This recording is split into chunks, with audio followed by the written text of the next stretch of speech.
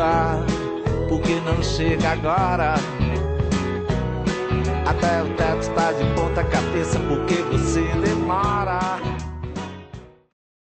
Estamos começando mais um Em Casa Pode. No episódio de hoje, gente, eu trago uma conterrânea e uma pessoa que eu tenho um orgulho muito grande de dizer que moro na mesma cidade dela e, claro, que vi ela pequena, vi ela criança. Fica aí para você saber de quem eu tô falando. A casa é sua, por que não chega agora? Até o teto está de ponta cabeça, porque você demora. Eu tô falando da Poliana Oliveira. Sim, eu vi ela criança. E a Poliana, Poliana, você pra mim é um grande orgulho, sabe assim? Saber que você mora em Timon. Claro, eu acho que tem um pouco de ufanismo nisso, de patriotismo, de municipalismo, mas a gente fica muito feliz de saber, eu especificamente, de saber que na minha cidade tem uma pessoa, uma artista tão talentosa como você, tão comprometida como você e que tem entregado para a sociedade, né, produtos tão lindos, tão bacanas. É um prazer ter você na minha casa. Eu fico muito feliz com o convite. Eu acho que essas palavras são muito importantes para mim, assim, porque eu acredito que todo o meu desenvolvimento humano, profissional, vem das formações que eu tive. E uma das formações também foi contigo, né? Então, eu acho que isso também é um êxito das pessoas que me formaram, assim, sabe? Na infância, seja na escola, seja nos projetos que eu participei, né? No teatro, a educação também em casa dos meus pais, assim, que, enfim, lutaram muito pra me dar o melhor de educação e o que eles poderiam, né? Que eles poderiam conseguir de melhor, então eu fico muito feliz com essas palavras e te agradeço demais também por ter participado, né? Eu acho que contribuído também com isso, com esse meu caminho até hoje. Eu tava dizendo pra Poliana que eu tenho foto dela de palhacinha na época que ela era criança e que fazia os cursos de teatro lá com a gente, com a Solange, que é a atriz do nosso grupo. Eu vou procurar essa foto, tomara que eu ache antes da edição desse programa pra gente colocar aqui também. Eu quero ver. Poliana, você mora até hoje num bairro que é o bairro Mateuzinho, aqui na cidade de Timon, que não é um bairro que está no centro, que não é um bairro que não está desfrutando de grandes oportunidades da cidade, né? E você se torna um nome importante no audiovisual do Piauí. Eu queria que você falasse um pouco sobre isso, assim,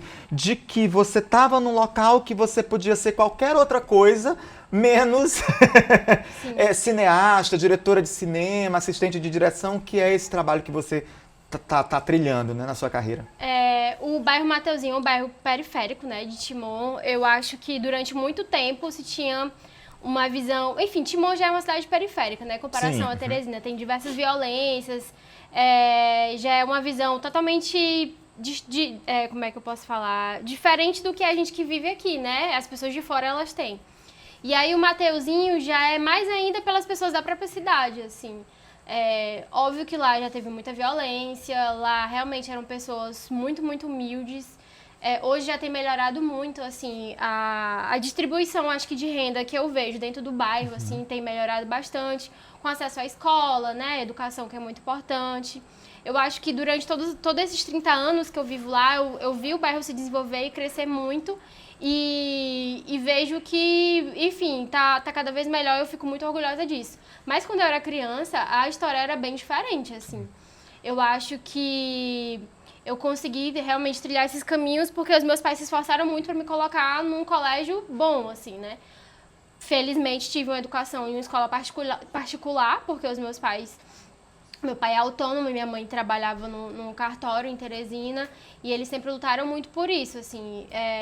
Os dois vêm de uma infância pobre, humilde, e eu acho que eles terem batalhado muito por isso, eu consigo trazer esse resultado hoje, assim, para eles. E eles entendiam esse poder da educação, né? Sim. Que a educação transforma e preferiram Sim. uma base bem importante para quê? Muito. Eu acho que quando as pessoas passam por um nível de pobreza que mexe, sabe, assim, quando elas têm filhos, eu acho que elas querem outra coisa para os filhos dela e eu enxergo que eles conseguiram fazer isso e tentaram da melhor maneira possível. Eu agradeço muito eles a isso, a essa educação, porque me fez conseguir ter visões diferentes de mundo e querer alcançar mais e mais outras coisas. E também, como eu já falei, pelos projetos que eu passei, assim, ter feito teatro, acho que foi uma coisa muito importante, assim, na minha vida, para descobrir já essas coisas da arte que iam despertando, né, a imaginação e outras coisas. Ter participado também da igreja, querendo ou não, hoje eu não sou mais da igreja, mas querendo ou não também, acho que foi uma forma de me conduzir também, assim, por um caminho social, ético e moral, de dizer assim, isso é errado, isso é certo, eu acho que as pessoas devem ser agir mais coletivamente. Eu acho que eu tive muitas oportunidades boas, eu acho que a verdade é essa, assim, para além da questão racial também, eu acho que essas pequenas oportunidades que os meus pais conseguiram me trazer, que a educação e os projetos conseguiram me trazer, enfim, eu acho que é isso. Mas, esses últimos tempos eu tenho pensado muito em como alguns amigos da minha infância do bairro não tiveram a mesma sorte, assim. Conheço amigos que eu jogava bola na rua que foram presos, enfim, né? Outras questões, assim. Mas é isso. E machuca, né? Quando a gente machuca bastante. Machuca muito, porque eu fico lembrando, se ele tivesse a mesma oportunidade que eu, se ele não poderia estar junto aqui comigo, trabalhando no set, por exemplo, sei lá. Sim, exatamente. E falando em set, como é que o audiovisual entra na sua vida, Polly? Assim, completamente por acaso ou você buscou isso? Como se deu? Eu acho que eu sempre tive influência do meu pai pra assistir filmes, assim. Sempre que ele podia, a gente ia na locadora alugar filmes, a gente ficava assistindo em casa. Eu acho que também era uma forma de lazer. Isso era tão gostoso, não era sair pra alugar filme, alugar DVD, a fita, hoje não tem mais isso. Hoje não tem, pois é. E a gente ia escolher, e aí depois vieram os DVDs piratas também, que também eu acredito que foi outra forma de acesso da gente conseguir ter acesso a esses conteúdos, né? Porque, enfim, TV paga eu nunca tive na minha vida. Assim, internet, a gente veio ter, sei lá, em 2011, foi quando eu vim ter acesso à internet pela primeira vez. Então, a partir dele, nesses filmes, né, alugando filmes, eu vim ter esse contato. E aí, comecei logo depois, no final do ensino médio, com a fotografia, que foi uma coisa que me despertou muito também pro audiovisual, assim. E aí, parecido com fotografia, a formação que eu mais encontrei aqui para poder fazer foi jornalismo. Porque cinema aqui não tem, a gente não tem nenhuma formação em cinema no estado. A gente tem no Maranhão e tem no Ceará, mas... O que é uma pena, né? Porque a gente está no meio desse sanduíche, tem aqui do lado, tem aqui, e a gente fica, poxa, por que não tem? Exatamente. E aí foi isso. Não, vou fazer então jornalismo. Só que, na verdade, eu fiz antes 1 ano de engenharia cartográfica e de agrimensura. Nada a ver, né, Poliana? Nada a ver. Era muito porque, como Teresina, enfim, acho que socialmente a gente tem aquela cultura de, tipo assim, tem que ser advogado, tem que ter um emprego, médico, né? ou Exato. engenheiro para poder ser alguém na vida, né? Os meus pais nunca me pressionaram muito para isso, mas socialmente a gente entende que a gente precisa dar um retorno, assim, sabe? Então, a minha primeira escolha... Eu sempre tive essa coisa, cinema, fotografia, mas a primeira escolha de cara vou engenharia porque vai dar certo, ganhar dinheiro, eu vou ter um emprego, a carteira assinada e tudo. E aí fiz 1 ano, fiquei muito mal, assim, durante esse 1 ano estudando no CT da Universidade Federal, que era totalmente exatas, assim, outro universo, outra galera. E aí... Tinha uns amigos que tinham passado pro jornalismo e eu fiz contatos com eles, assim, e aí eu fui me apaixonando mais pelo curso, vendo através deles. E aí fiz o Enem de novo, passei e entrei. E aí pronto, aí daí do jornalismo foi que deslanchou mais, assim, a minha afinidade, a minha paixão e o meu profissional dentro do audiovisual. E acaba conhecendo pessoas também, Isso. né? Uma galera que também, sei lá, dialoga melhor com as tuas ideias e tudo. Sim, totalmente. Poliana, você tem assumido... pelo que eu observei, também não sei se é só isso. Não é só isso, porque você já dirigiu um filme. Mas a função de assistente de direção, né? Em a maioria dos trabalhos aí, em alguns trabalhos. E essa é uma função que quase ninguém entende, assim, do que se trata e tudo. E é uma função importantíssima dentro desse ecossistema que é o audiovisual. E eu queria que você explicasse isso. Porque você foi assistente de direção no Boi de Salto, né? Inclusive ganhou um prêmio, vamos já falar, né? Sim, vamos. E eu queria que você falasse sobre isso. O assistente de direção, acho que infelizmente não é muito reconhecido, principalmente aqui no Piauí, assim. Porque a gente aqui tem uma cultura, enfim, Piauí, eu falo Timon também, no Sim, Maranhão, sim. que a gente está nessa grande região metropolitana, né? Mas Timon, Teresina, enfim, Piauí, a gente não tem essa cultura de ter o assistente de direção, porque a gente coloca na produtora ou produtor todas as funções que também o assistente de direção faria. E que é totalmente errado, porque sobrecarrega uma Sim. pessoa que já tem milhares de funções e aí acaba também precarizando o trabalho, assim, porque o assistente de direção tem funções muito específicas que são importantíssimas para um site funcionar e para o bem-estar de toda a equipe que quando está ali, né, funcionando, enfim, e desenvolvendo o projeto. E aí, por exemplo, eu como assistente de direção, eu tenho bastante diálogo com o diretor e com a equipe. É como se fosse um intermédio entre as duas coisas, entre o que o diretor pensa, o que ele quer e o que a equipe vai conseguir executar a partir das ideias, e, enfim, da comunhão entre todos, assim. E aí tem coisas bem técnicas, como, tipo, desenvolver cronograma, fazer análise técnica do roteiro, fazer a ordem do dia, que é o documento que a gente segue direitinho para poder cumprir o dia e todas as cenas que a gente vai gravar no dia. Enfim, faz trabalho também de pesquisa, também participa da seleção de elenco. Menino, tem tanta coisa que o Sem Direção faz, que aí a gente intoca tudo na pobre da produtora ou produtor, que fica totalmente precarizado. As produções perdem qualidade, as pessoas ficam muito sobrecarregadas, estressadas, e enfim, né? E aí, por isso que eu venho muito lutando, assim, pra que essa função cada dia mais aqui esteja presente nos sets, pra gente conseguir ter uma qualidade melhor dos produtos e da vivência também, porque é muito cansativo você ficar Eu acredito. 12 horas, assim, porque 12 horas é a convenção, né, que a gente tem no cinema nacional, mas às vezes as pessoas aqui passam 14, 16 horas em set. Eu acho isso muito triste, sabe? Não é pra gente estar morrendo assim, tanto por conta dessas coisas, assim, de ter que trabalhar num ambiente totalmente precarizado, assim.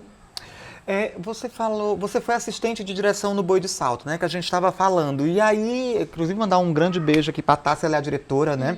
Que eu já até falei com ela, assim, nos lugares que a gente se encontra. Quero te levar no podcast.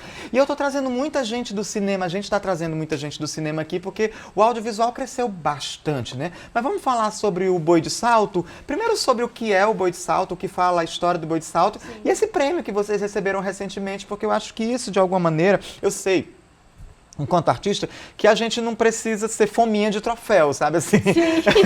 Sabe? Porque senão a gente fica bitolado com isso. Mas receber assim um reconhecimento de determinados lugares, eu acho isso importante, né? Porque vai validando o trabalho, principalmente diante da opinião pública, que também é importante para que possa também financiar, de repente. Totalmente. Né? Fala, Polly, sobre isso. Vou falar primeiro dos prêmios, já pegando esse gancho da tua fala. Eu acho que óbvio que prêmio não é tudo. Eu acho que só de você realizar uma obra, de você estar aqui resistindo, fazendo projetos, apresentando peças, enfim, a gente fazendo filmes, eu acho que isso já é um grande prêmio, assim, já é um grande troféu, porque é tão difícil produzir nesse país, assim, que, meu Deus do céu, ainda mais aqui na nossa região. Mas os prêmios, enfim, físicos, simbólicos e de dinheiro, se tiver dinheiro, eles são muito importantes, eu acho que para o reconhecimento, assim, para a gente se afirmar ainda mais dentro das políticas públicas. Porque, por exemplo, a gente conseguiu o prêmio agora, né? Eu acho que, eu não tenho certeza, mas vou arriscar dizer que ou é um dos primeiros prêmios que o Piauí leva no Cine Ceará, que é um festival internacional ibero-americano de cinema e muito reconhecido, já tem 35 anos esse festival. Então, a gente ter esse prêmio é dizer assim para os governantes, para as políticas públicas, olha, a gente consegue fazer um produto de qualidade, assim, a gente ganhou prêmio, as pessoas fora reconhecem isso. Então, o que falta para a gente conseguir produzir mais e fazer com que outras pessoas produzam mais aqui, sabe? Então, eu acho que ganhar prêmio é massa para isso, para a gente ter a capacidade de cobrar, de dizer que conseguimos, que a gente sabe fazer um bom produto, assim. E foi muito massa ganhar esses prêmios lá no Cine Ceará. A gente ganhou o prêmio de melhor roteiro pelo júri e de melhor curta pela crítica, que pra mim assim, é o máximo de tudo. Porque, enfim, crítica é a galera que realmente tá ali vivendo aquilo todo dia, assim, né? Vivendo filme, trabalhando para que outros filmes tenham avaliações e tudo. E enfim, foi incrível. E o Boi de Salto, ele fala sobre a história do Bumba Meu Boi, né? Que a gente tem a presença muito forte aqui no Maranhão. Mas que, historicamente, a gente tem essa origem aqui também no Piauí. Pois é, tem essa briguinha, tem né? essa briga. mas que os dois estados convivem com essa cultura, eu acho que ainda bem forte, assim. Aqui em Timon tem bois, Teresina também tem. A gente contou com o boi imperador da ilha, que abraçou muita gente nesse processo, que a gente conta com eles no filme e tal. E aí o filme fala sobre essa historinha, né, da mãe de Catarina, do pai Chico, da língua do boi, tem isso, numa pegada mais atual, retratada nos dias de hoje. E que traz o personagem principal, que é o Abdias, o filho da Catarina e do pai Chico. Traz ele já dentro desse universo, mas numa pegada mais queer, assim. Então, o filme culmina numa coisa, numa coisa que traz essa coisa mais dele querer ser ele mesmo, enfim, numa pegada mais queer, mas dentro desse universo LGBT. E a Tássia, ela teve a ideia desse filme a partir de estudos já de vários anos, assim, desde 2014, que ela estuda todo esse universo do Boba Meu Boi, do Vogue, das danças. E aí ela foi construindo isso para combinar no filme agora. E é isso, assim, a Tássia é uma diretora maravilhosa, a gente teve uma parceria muito boa. Claro que, como qualquer projeto, a gente também tem, né, as conversas mais daquela hora. Né? É normal, assim, cada um tem um processo, mas o meu papel como assim, direção é estar ali para auxiliar com que tudo saia do jeito que ela deseja e com que a equipe também consiga desempenhar seu papel bem, assim. Então, foi muito massa e ver os frutos agora desse projeto é muito gostoso. Eu tenho certeza disso. Vamos agora para o outro lado, que é o lado diretora, né? E aí você é diretora também, claro, assume uma outra função e isso acho que é bacana porque você consegue ter essa visão panorâmica, né, das funções e tudo, entender inclusive o teu assistente, né? Sim, também. Exatamente. Entender o teu assistente. Mas vamos falar um pouco sobre os Sonhos que Envelhecem Cedo, porque você dirige um filme que você expõe, de alguma maneira, a sua intimidade, porque você conta a história da sua avó, né? Que eu sou apaixonado por esse filme.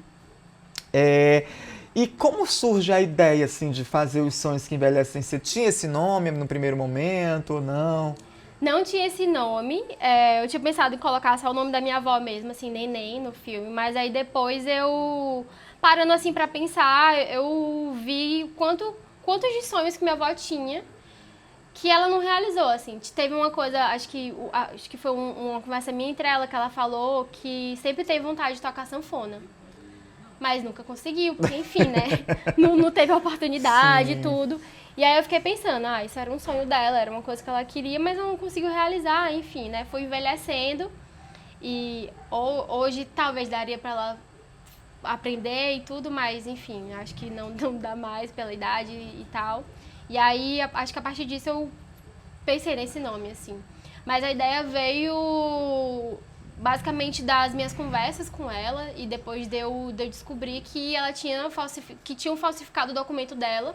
Pra ela parecer maior, né? Isso, pra ela poder casar, porque, enfim, tinha uma idade mínima pra casar e aí falsificaram o documento. Ela só tinha 12 anos na época e aí falsificaram pra poder concretizar, né, esse casamento. E aí, no curso de jornalismo, a gente tem várias opções de fazer os trabalhos de conclusão de curso. E várias opções de trabalho prático, e uma delas é o documentário. E aí eu pensei, é isso, se tem um documentário agora pra fazer, acho que eu vou fazer sobre isso.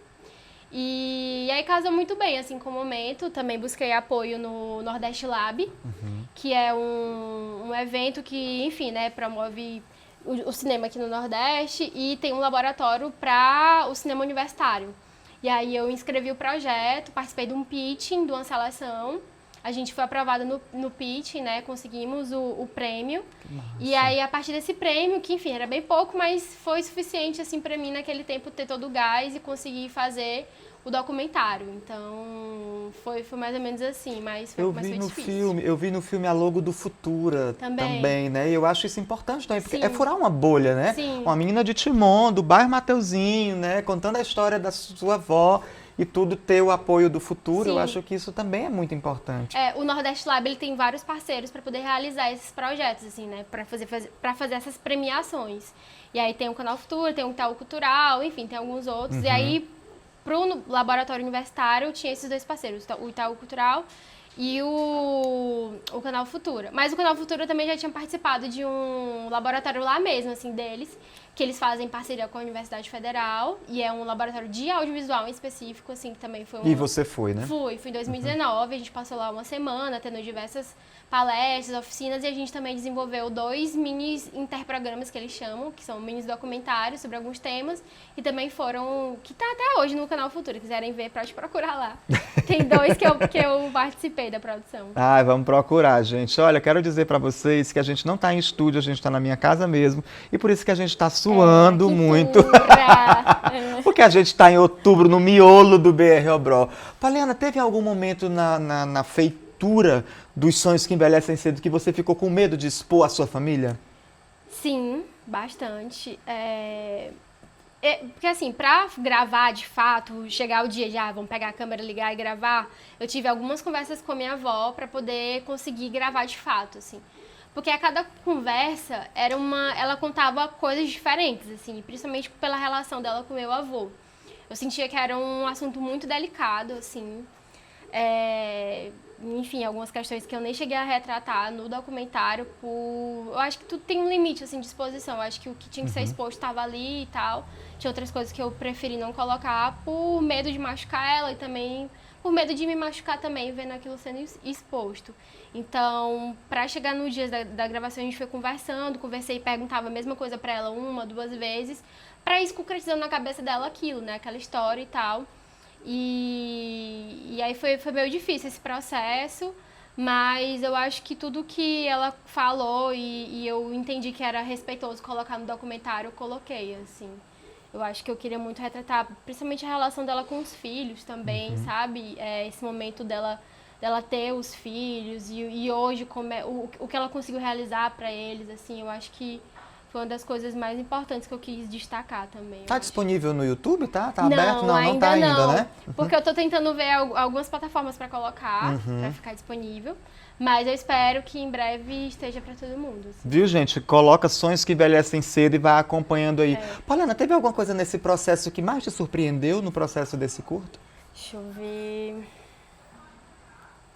Sei, eu acho que talvez a minha capacidade de na hora ficar centrada, porque teve muitos momentos assim... Se distanciar, né, desse me colocar laço, mesmo esse num vínculo. papel de profissional e não de neta. Em alguns momentos tive que ser neta, mas em alguns momentos cruciais eu tive que realmente ser a diretora, assim, de não me deixar emocionar, porque teve momentos ali que foram na garganta. Assim. Sim, a gente assiste, eu fico com o coração apertado.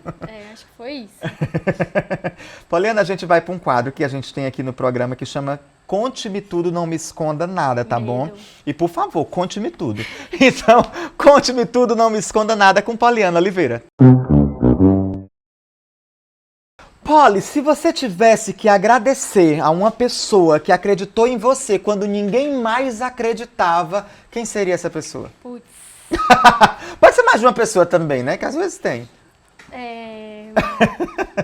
Eu vou falar primeiro geralzão, assim, os meus pais, porque, enfim, né, acho que eles me deram apoio da maneira que eles gostam. Tá chovendo, é? Tô chocada! Meu Deus, sai Tá dessa. chovendo, meu Deus do céu! Acho que tem mais guarda-chuva pra colocar nas câmeras. Mas aí é só fogo de palha mesmo, é só pra arrumar.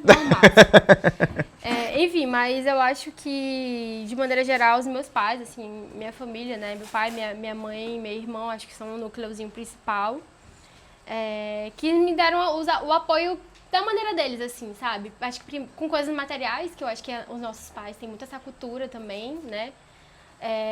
E, enfim, da maneira que eles poderiam, eles acho que foram bastante esse apoio.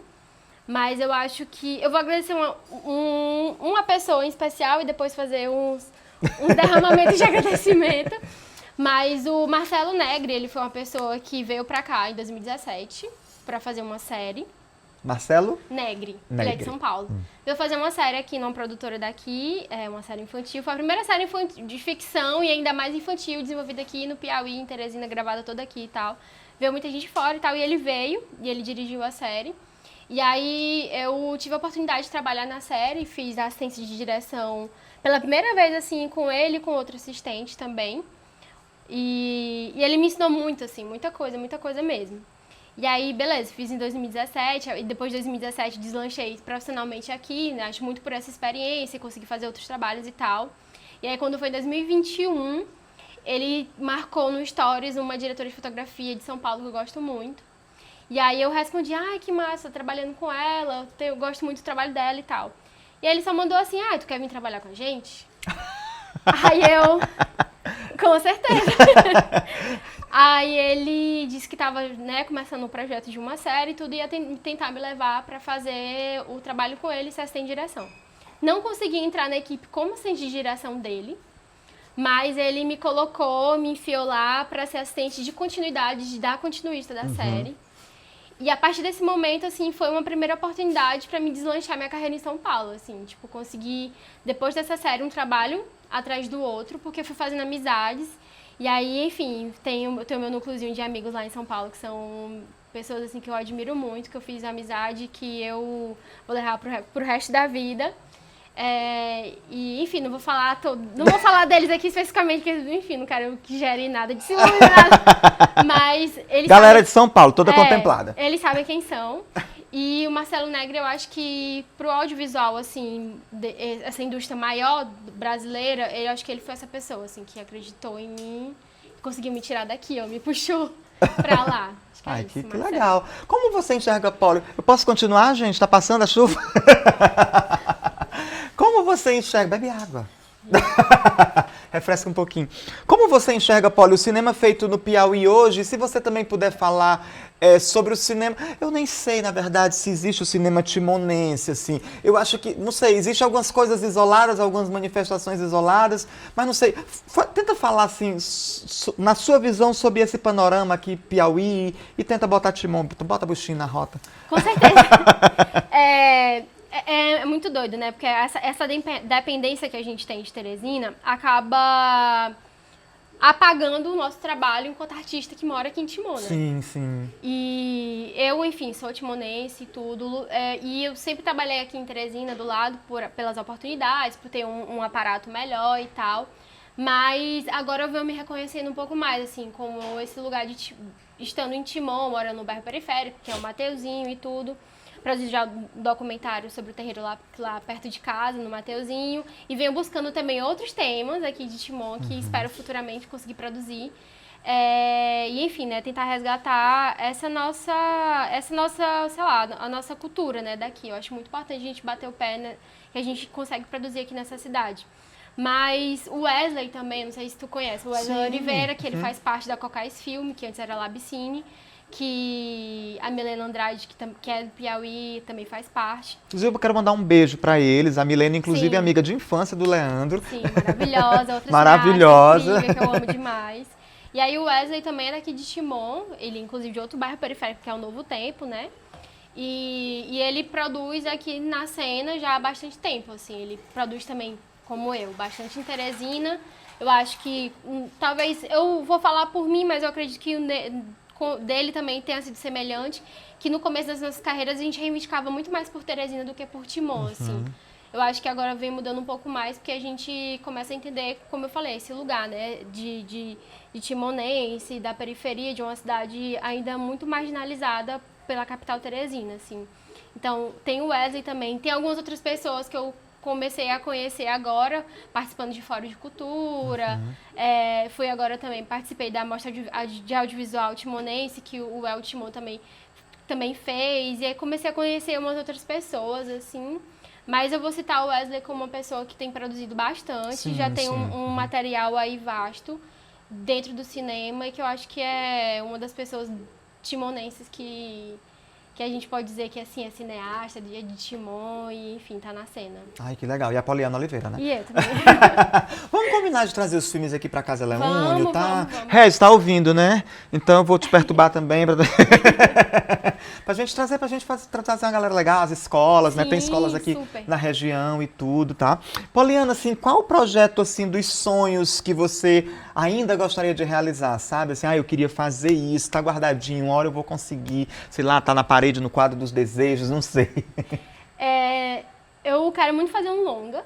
aqui em Timon, sobre uma história timonense. Eu não vou nem falar ainda, porque vai que não dá certo, vai que, que pegam aí, né? A ideia, só não, fala passando, fala no geral. Ainda não registrei nem na Biblioteca Nacional ainda, então vou deixar quieto, mas tem um longa ficcional que eu quero muito desenvolver aqui.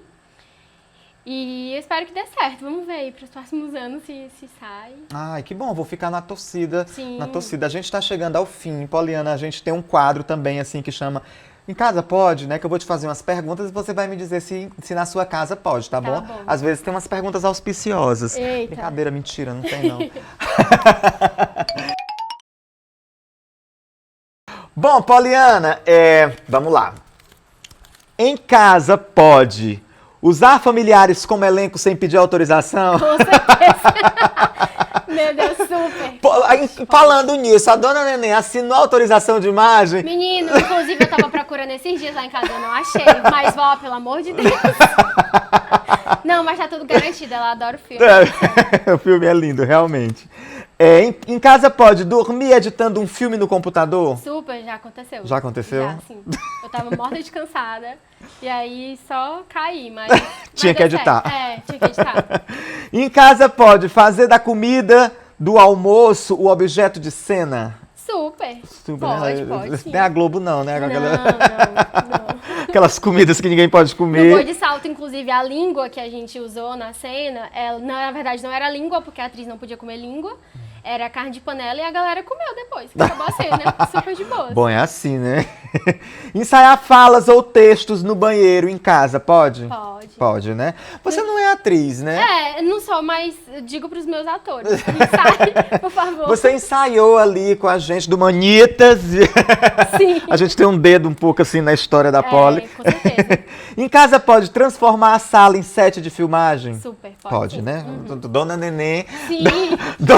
Dona Neném que o diga. Poli, se você se imagina mais tempo atrás da câmera ou quem sabe algum dia na frente delas, assim, de acordo com essa experiência rápida que você teve com o teatro, já se imaginou na frente delas? Não, acho que só atrás mesmo. Aquela Poliana de 10 anos, palhacinha, só contigo, bem vários anos atrás. Hoje não mais. Poliana, que conselho você daria para jovens, né, para adolescentes, crianças até, com relação a sonhos, né? Porque você tá ali inserida dentro ali do bairro Mateuzinho, como a gente já falou, na zona periférica da cidade. E diferente dos seus amigos, você não foi presa, graças a Deus. Você tem trilhado uma carreira linda aí no audiovisual. Que conselho você daria para essa galera? Assim como você, assim. Eu acho que... Enfim, oportunidades, eu acho que é o principal para essas pessoas terem, assim. Então, se por um acaso elas têm a oportunidade na escola, seja escola pública, escola particular, de criar vínculos com seus professores, que eu acho muito importante, assim, tem professores que mudam as nossas vidas mesmo, assim, então se você tiver a oportunidade de criar vínculos com esses professores, com amigos que também são boas influências, assim, eu acho muito importante. Se você vê um projeto de arte, de cultura, que você pode estar inserido, que você consegue ter acesso, só vai, assim, eu acho que a arte muda vidas. Eu acho que sou uma prova disso também, conheço várias pessoas que eu enxergo isso totalmente, que a arte muda vidas, então façam isso, assim, educação e arte eu acho que é o caminho para tudo, para qualquer saída na vida. Poliana, foi um prazer ter você aqui, um prazer mesmo, assim, eu sou um admirador do seu trabalho, igualmente, né? Igualmente. Até porque eu tenho acompanhado ele, assim, e acompanho mesmo, a gente gravou há pouco com a Amanda Odilon, tava falando assim, a gente vai acompanhando, a gente não expõe que tá acompanhando, mas a gente vai acompanhando e vai vendo, e eu me sinto, assim, muito... sabe assim, quando a Fernanda Torres ganhou o Globo de Ouro? Então, quando eu vejo assim, você e pessoas que a gente sabe que está dedicando a vida a isso, vencendo, ocupando lugares importantes de destaque e visibilidade, eu fico realmente muito feliz. Assim, eu sou um admirador grande do seu trabalho, estou muito feliz de você topou conversar comigo, tá bom? Eu que fico feliz pelo convite, enfim, agradeço mais uma vez. E o Humanitas, enfim, vocês são pessoas que na história da nossa cidade, enfim, da nossa região, vão ficar marcadas para sempre. E é muito importante o trabalho de vocês, assim, então, parabéns também, eu admiro demais. Obrigado, Paulo, obrigado. E você que está assistindo esse episódio do Em Casa Pode, sabe que a gente já tem vários outros episódios com pessoas interessantíssimas, tanto quanto a Poliana Oliveira, tá bom? Então, vai lá, deixa o comentário, dá o like, corre no Instagram para seguir a gente, curtir, comentar, compartilhar, tá bom? E a gente se encontra, claro, no nosso próximo episódio do Em Casa Pode.